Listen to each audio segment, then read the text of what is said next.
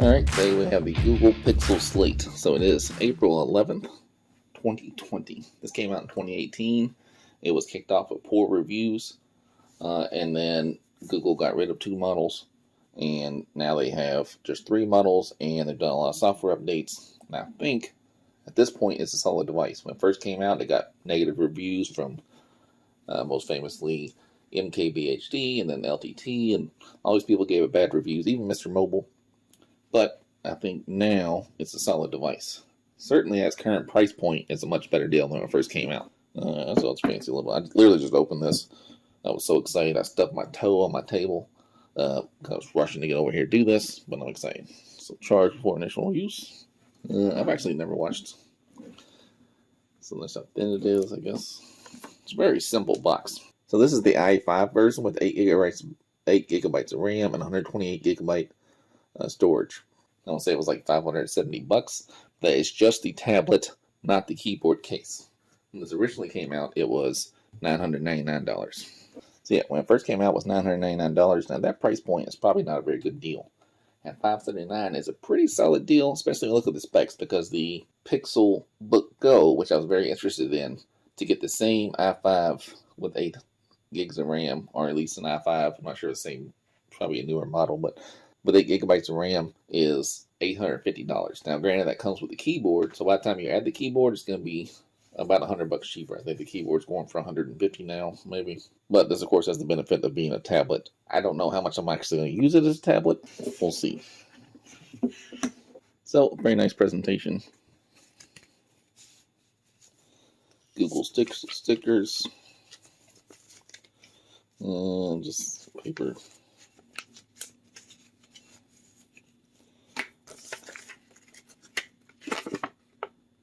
So we got a power button, which is also a fingerprint sensor, volume button, USB-C, and the adapter for the keyboard.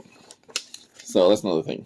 The Google Pixel Book Go does not have a fingerprint sensor, and this does, which I would prefer having a fingerprint sensor. No, it does come on these in the box, which is good. And here's the Google charging cord, and a pretty decent small size little charging brick. I expected that to be larger. Right, and as it said, it wouldn't have a charge, so I'm going to open this up. I like that. So I am a traveling businessman by trade. That's my title, traveling businessman.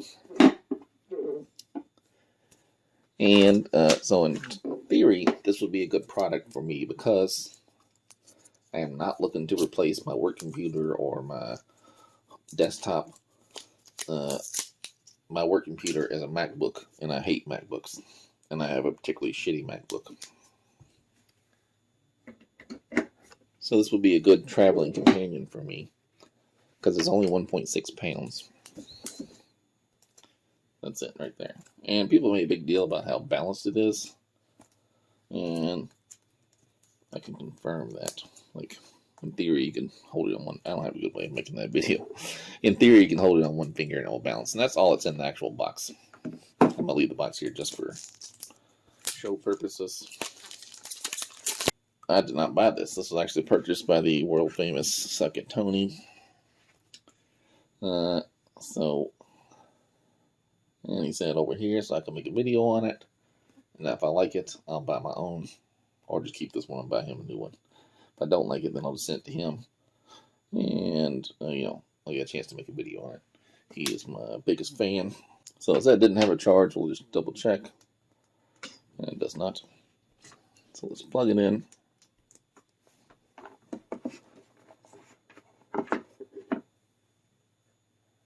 And as soon as you plug it in, it comes on. That's a Chromebook thing, I guess. It just doesn't come on. So yeah, I think there's not programmed to come on until the power is hooked up. So, like I said, this is April 11, 2020.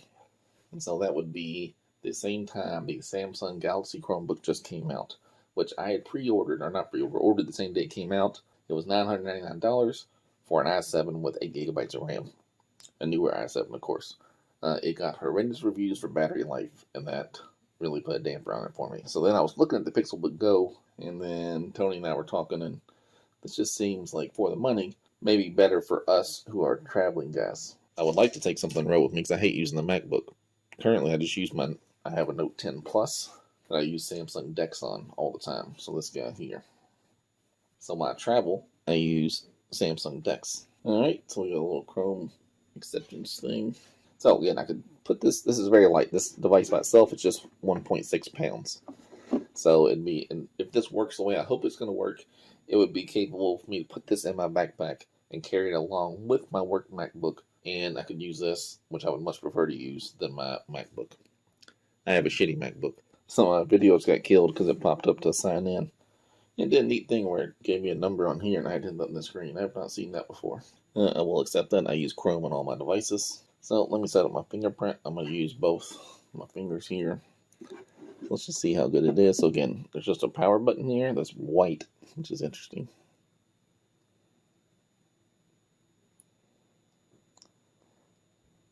I had a Razer Phone 2 that had the power button fingerprint combo, and I was a big fan of that setup. I had another. So it seems to be recognizing it really fast. I mean, I'm used to these on-screen. Like I'm filming this on my LG V60. And I'm used to the on-screen being fairly slow. So it's neat. So everyone talking about Chromebooks being more secure. So you have to choose a pin. It has to be 6 digits, not the standard 4 digits I usually use on an Android phone. I will say this is very small. I hope I can expand this. I have large hands.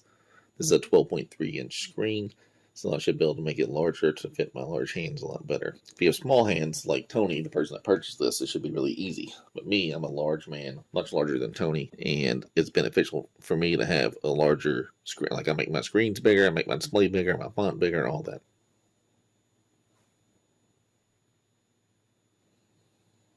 I am not going to install anything yet because I want to just try to use it and just see how I like it, right?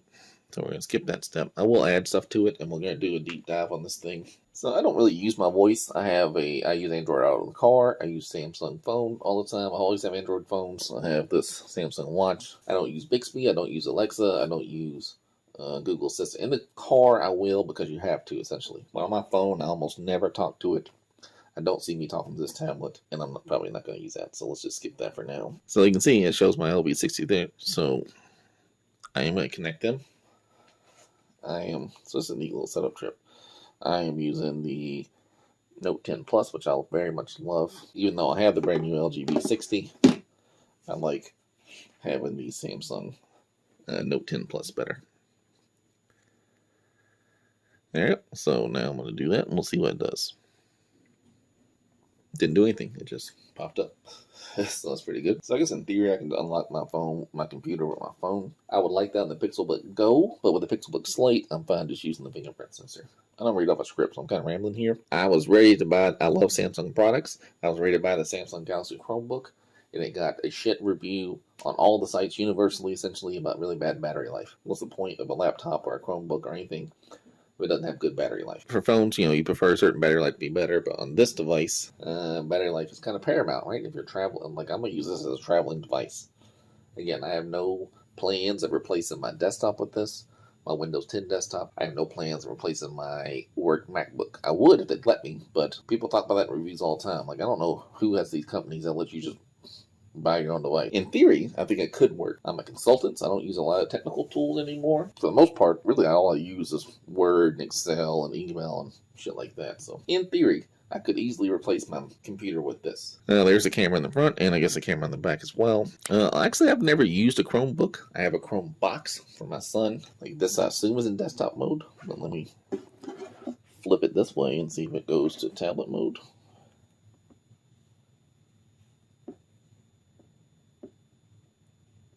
Didn't seem to make any difference. Wanting to use it like an Android device and swiping down and stuff like that, but I guess it doesn't do that. That's another thing. I think the camera on this is better than the Samsung device. Like, when you read all these Chromebook reviews, everyone recommends all these devices that like have 4 gigabytes of RAM. I've been using Android for a long time, and I can tell you RAM is paramount. I've used paramount twice now, so RAM is very important. You need to have as much RAM as possible, I think. You can look at on my channel, I have multiple Android head units, which is basically a tablet slapped into my Jeep. And the ones that had less RAM were not as good as the ones that had more RAM. I know for a fact that's correct. So, I guess that makes you multiple desktops. Let's click on settings to blur a lot of this out. Let's see. I don't know how really to check to see if there's an update. Maybe about.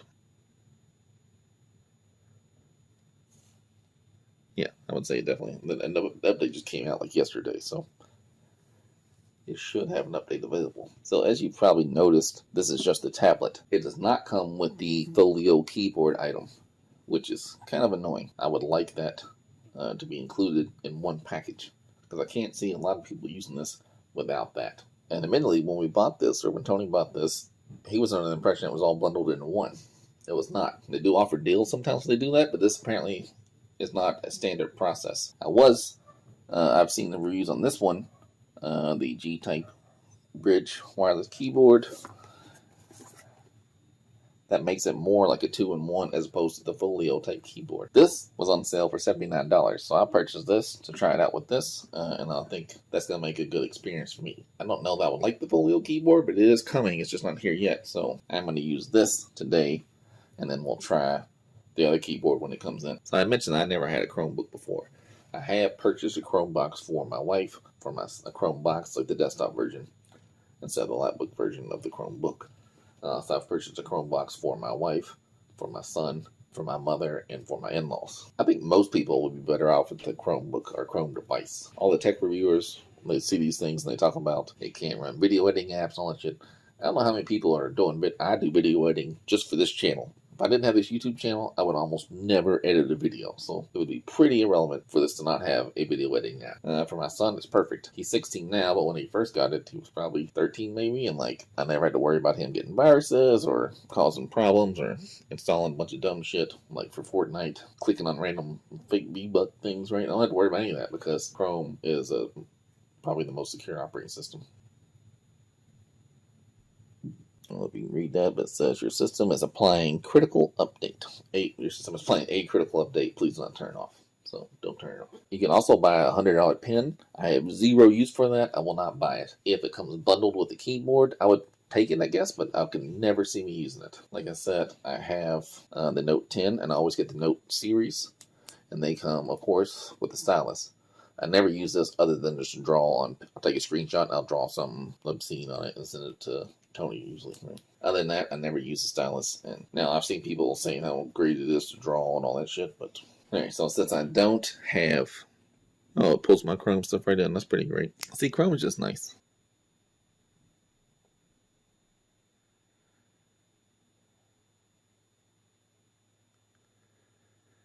So you get 100 GB storage for the Chromebook. I'm going to take that.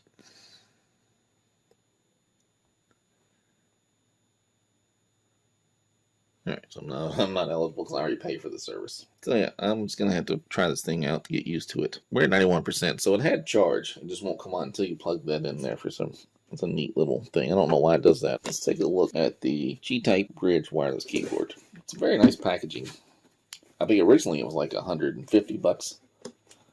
But of course this is older now, so I guess they're trying to get them out. Oh, it just opens like a book. I saw this little thing. I thought you pulled it out, but you don't. It just opens up like a book. So that is very nice looking. Has a little. They could probably sell this thing for a lot cheaper. They didn't have such nice packaging. And just a little. I hope this thing wasn't used. Seems odd that none of this stuff is wrapped up. So here's the keyboard. This is sturdy. It will add some weight, of course. So there are little plastic sticky things here.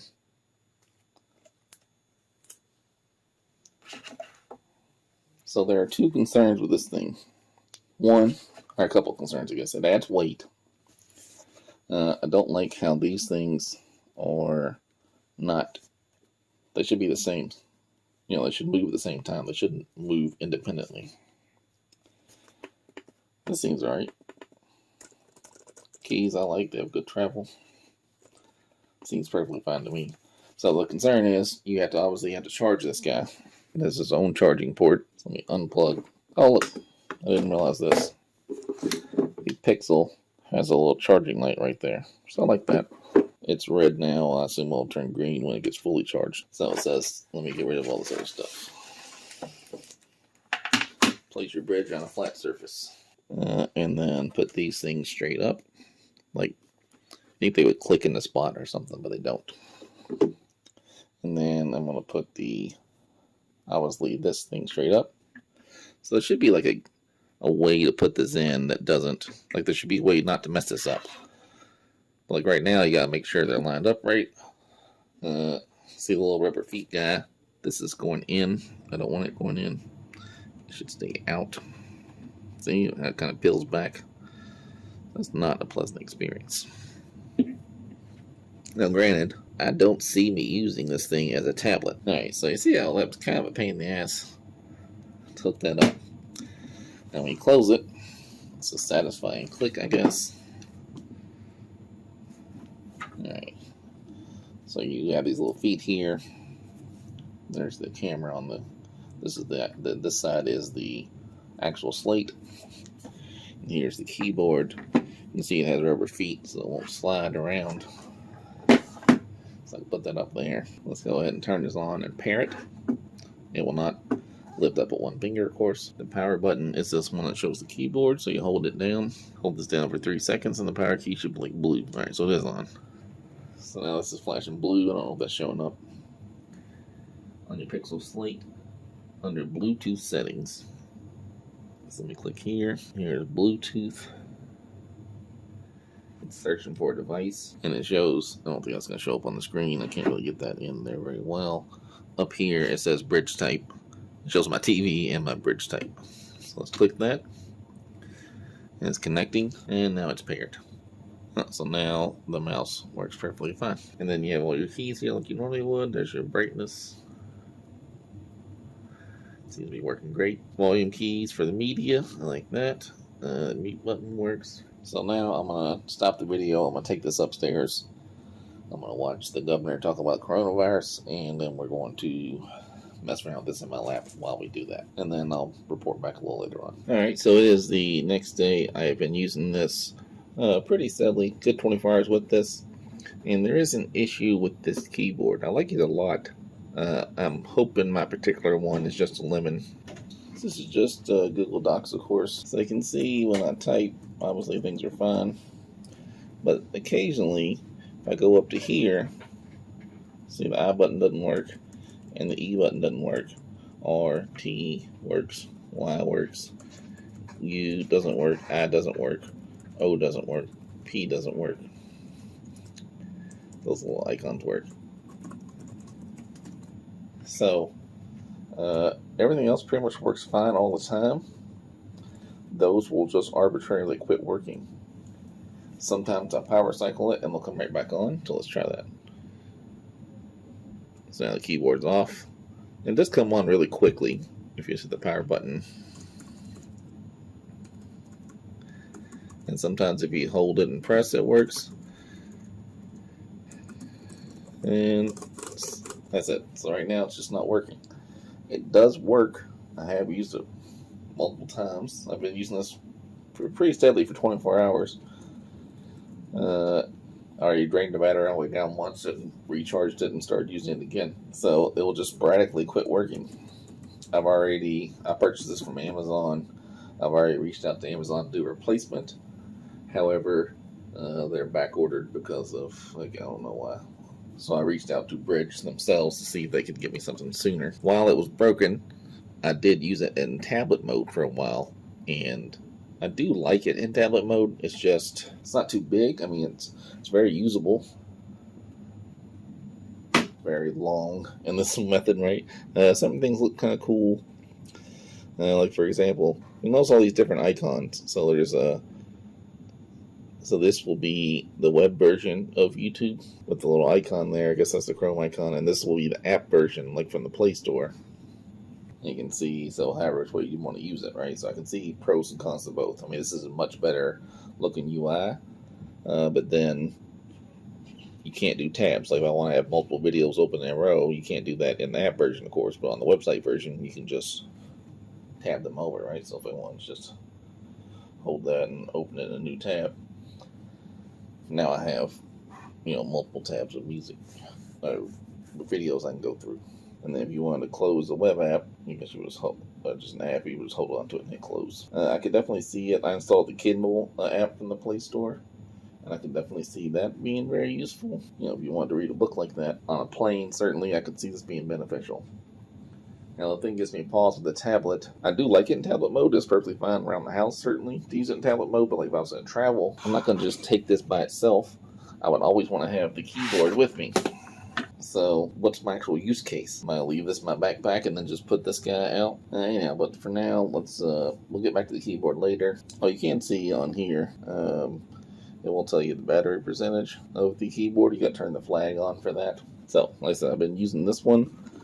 I charged this thing up once, and then the company says it'll last 6 months, but that's also based on using it 2 hours a day. So I doubt it will really last 6 months, but it will last a pretty long time. But regardless, today, this bad boy came in. So let's do a comparison, see how I like this guy. So here's the actual Slate keyboard. From the Google store, this thing's $200. I don't think it's that much from Amazon.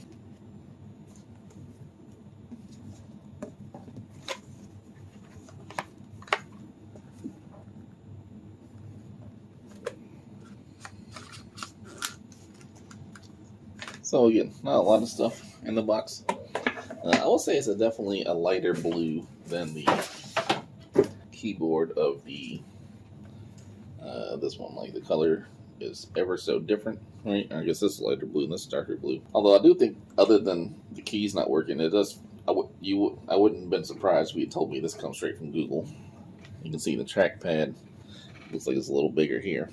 That's another thing. This trackpad, I do like it. It's nice. It's a glass, I believe.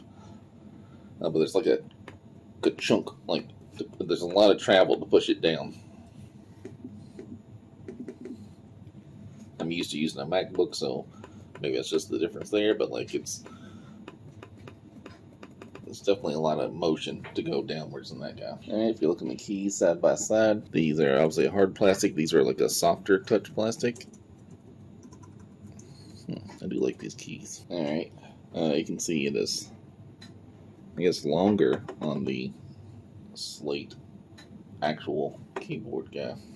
So let me put this up. I do like how this is a full-size arrow here.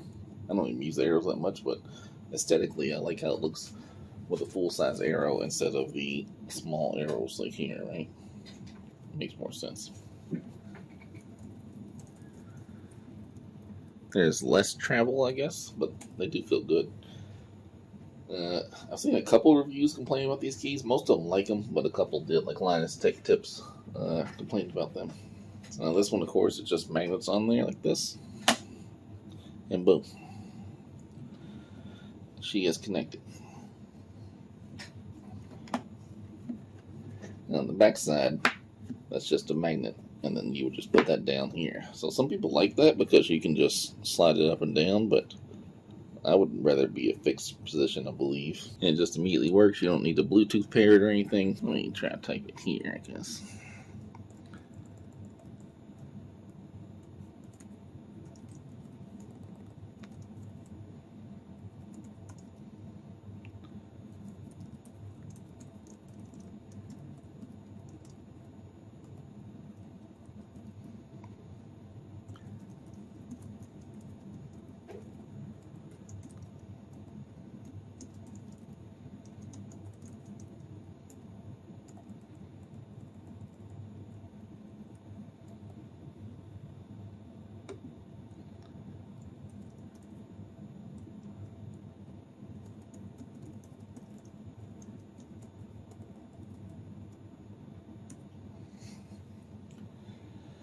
So I did have a lot of mistakes typing, and I did hit this trackpad a lot, but I'm also at a very odd angle.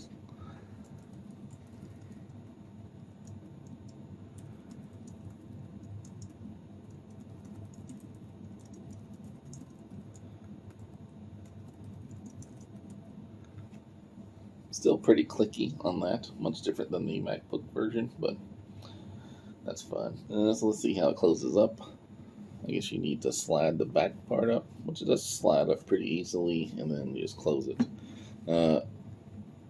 It does, when you close it with the Brydge type, it definitely goes off. See, this is where they should have had like some kind of connection method, because I can see what people are talking about.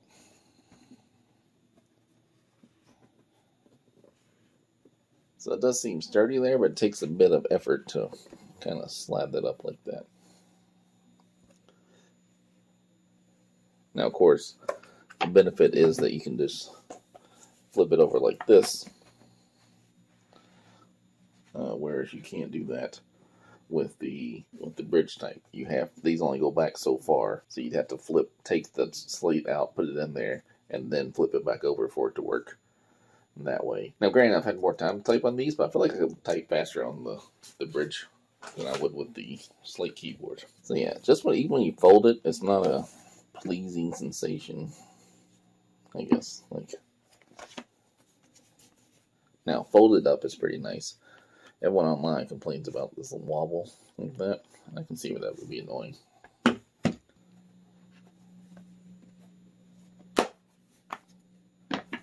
So you just want to make sure the G's on top, and then you can flip it up. Then you gotta slide the back down. In my 24 hours, I've learned I very much like Chrome OS, and I would be very happy having a Chromebook. I'm still conflicted if I want the Slate or the Pixelbook Go or the Samsung Galaxy Chromebook. I am shied away from the Samsung because of the battery life. Both the Slate and Pixel will have excellent battery life. The Pixelbook Go should have better battery life, and it's the form factor I want. But the Slate has a 3:2 aspect ratio, which everyone seems to enjoy, and the screen, of course, is better on the Slate, unless you get the $1,400 version. So it's very conflicting. For the next 24 hours or so, I guess I'll try using this keyboard. I want to try it on my lap while I'm sitting down. I guess I can do that now. So here's the keyboard side to side. It's hard to, I did some more typing on it, and I sat it in my lap. I like typing on both of them. It's a very different typing experience. Well, like you can see how much this one sticks up, and how flat this one is. So when it's on a desk, there's no problem at all with this guy. And it's so light. It's lighter and thinner to use the folio. So I could see that being a method. Now, I'm a tall guy. I saw a lot of complaints about people not being able to use on their lap. They may be shorter guys. Like, for example, the guy Tony that bought this, that is letting me review it. He's a tiny feller, so he may not be able to use it in his lap. Me, I'm a very large man, much larger than Tony, so I don't have a problem using it in my lap. It does get wobbly, so it's hard to explain, essentially, right? So here I am typing. Yeah, I'm wearing pajama pants. So you can see all this travel it does right here like this.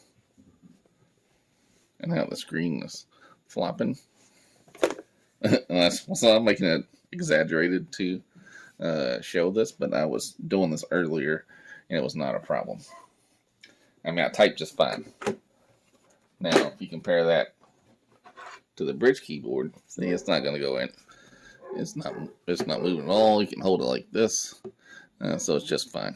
It feels sturdy as a rock. I've used this in recliner all day today and yesterday.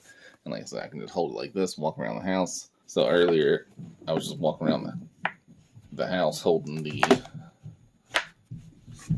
Brydge like this. But with the folio, there's no way you'd have to hold it like this at all times if you're going to walk around with it. So I don't really know. They're both very likable. The Slate I like a lot. I need to decide personally if I'm going to keep the Slate or get a Pixelbook Go. I think I've ruled the Samsung out. I was leaving in the middle of a pandemic, so I can't just go to Best Buy and try out the Pixelbook. I've never actually seen one in person. I've just been watching these videos. So really, the whole debate in my brain is if, I've already had a bad experience with this one. I believe this one's just a lemon. I Googled it. I looked on Reddit. I did not see a lot of people complain about the same problem. A lot of people were worried about the screen being damaged from these things, but I didn't see anyone actually have any damage. Just a lot of people worried about it. Personally, I don't think that's going to be a problem. Like I said, I am a traveling businessman, so the folio could be nicer to travel with because it's already got its own little protective case, and it's pretty easy to pick this up. This won't add any weight hardly at all to my backpack, and I can just slide it in there just fine. But the experience of being on this Slate, the Brydge keyboard, is pretty stellar. Like, it just feels sturdy like this, and I don't have any problem. And it does raise it up a little bit with this little nub right there. So it does raise it up a little bit. You can, I can't get my finger in there. If you have a smaller hand, you might put your finger in there, but I doubt it. But it gives you just a little bit of raising up there, so it's a little bit better for typing experience. So again, it's a hard decision. Now currently, when I bought this and on Brydge's website, this one's only $79, whereas this one I believe is like $150 or maybe even $200. So that really would solve the equation right there. Now a lot of times they do sell the Slate with the keyboard bundled. I would say at that point you're obviously better off going with that and not spending extra money. But if you're buying the Slate by itself, you have to have a keyboard. I can't imagine wanting to use it just as a tablet, nothing else. It's it's a hard decision, but I would say if I was buying one right now, I would say I'd get the Brydge keyboard. Thanks for checking me out. We'll have more videos coming up. And we'll see. Maybe I'll have more of these. Maybe I'll have a Pixel. Maybe I'll have my own Slate. Who knows? But anyhow, thanks for checking me out. And if you want to be like Tony and send me presents, that's a good idea. All right, thanks. One last thing. So I added Spotify and some of these other apps, and they work fine. But like, Showtime was already installed, which I thought was weird. So was this text editor, whatever Chrome Canvas is. So settings. So the Chrome Canvas, Text, Lightroom, Painter, and Showtime are all pre-installed. And I assumed, being a Google product, it would just be fresh. But apparently, they still have some bloatware on their products, which is interesting. I just wanted to make a couple add-ons here. I keep thinking of things I want to talk about. I just made a duo call, and the video quality and the audio I thought were pretty good. Like I said, normally the only time I make video calls is on a MacBook or from my phone directly, and my MacBook is early 2015, so I thought the camera and microphone quality seemed much better than my MacBook, or speakers, I guess, but on the microphone side, Tony sounded good. And then of course my phone is probably better, but because I have the Note 10, but using this device, I could definitely see me using that for a duo calls, certainly under coronavirus, corona apocalypse, when I'm making more duo calls than I normally would. I can see this being a big benefit. I could see me using this pretty much as a regular device. Like I said, it's not going to replace my MacBook for work because I don't have a choice in that one. It's not going to replace my desktop just because I already have a desktop. But I could see me using this as a daily driver for most things I need to do, and it's pretty cool in that scenario. So this is my average use case for a Chromebook. I have this Great Dane laying on top of me, and I would want to sit in my lap and do this. Earlier in the video, I said that the folio would work. It absolutely does not. It's unusable, even without the dog, just in my recliner. I tried using it, and it's not workable. Sitting in my office chair, when I tried it, it worked okay. But when I tried to use it in the recliner, it didn't work at all. I would never buy the folio. I would return that one. Alright, apparently I just don't want this to end. I just want to add on a couple notes here. For one, I decided I do want Chrome OS. I had to return that Pixel Slate because that wasn't mine. I will probably purchase another one, but I'll probably get the M3 just because it's cheaper. And at this age of the device, I don't know it makes sense to spend that much money for the i5 version. And I'll probably wait to see if I can find it on sale from Google where it includes the folio keyboard. Because once again, when I travel, I could see that keyboard being useful, even though it's not usable in the lap. On the airplane, I really don't type like that. I would probably use it more in the tablet scenario. And I wanted to, note the excellent customer service at Brydge. I just contacted them over their chat on their website. I bought it from Amazon, not Brydge. I mean, obviously it's a Brydge product, but either way, they were fairly quick to respond. They just asked me to send a short video of showing the problem and give them a serial number, and they immediately shipped me out a new one, and they didn't ask for the old one back. So that's top-notch customer service, to the point that I went ahead and ordered their C-Type keyboard to use with my son's Chromebox. I'll have a video coming up on that. I think the Pixel Slate is a great device.